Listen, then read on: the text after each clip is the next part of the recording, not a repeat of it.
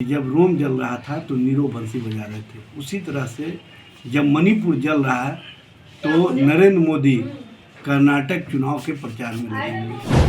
और सबसे बड़ी बात यह है कि मणिपुर में जो बिहारी छात्र वहाँ पर पढ़ाई कर रहे हैं, उनके लिए बिहार सरकार के स्तर से एक लाने की व्यवस्था अपने खर्च से की गई है।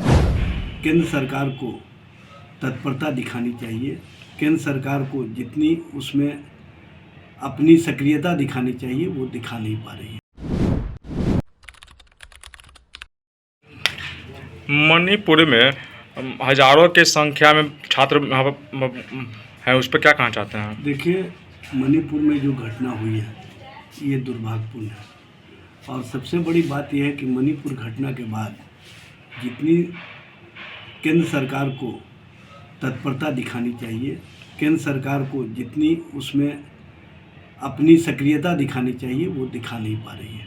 और सबसे बड़ी बात यह है कि माननीय प्रधानमंत्री जी मणिपुर की इतनी बड़ी घटना के बाद भी एक ट्वीट तक नहीं किए, लेकिन वही प्रधानमंत्री जी चुनाव और चुनावी मोड में भारतीय जनता पार्टी के लिए जिस तरह से चुनाव प्रचार में लगे हुए हैं, ऐसा लगता है कि उनकी संवेदना चुनाव जीतने पर ज़्यादा रहती है, लोगों के मौत या लोगों के साथ हो रहे व्यवहार पर कम रहती है।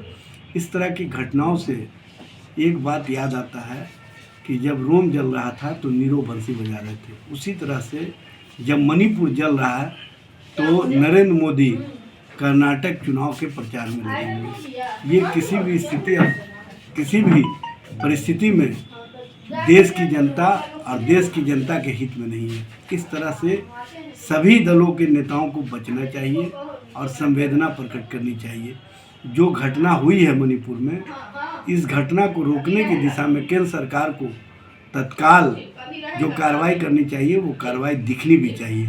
और सबसे बड़ी बात यह है कि मणिपुर में जो बिहारी छात्र वहाँ पर पढ़ाई कर रहे हैं, उनके लिए बिहार सरकार के स्तर से एक लाने की व्यवस्था अपने खर्च से की गई है।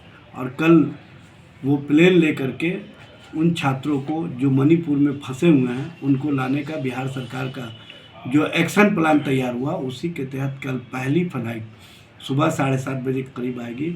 और लगातार बिहार सरकार, बिहार के माननीय मुख्यमंत्री, माननीय उप मुख्यमंत्री इस मामले पर नज़र बनाए हुए हैं।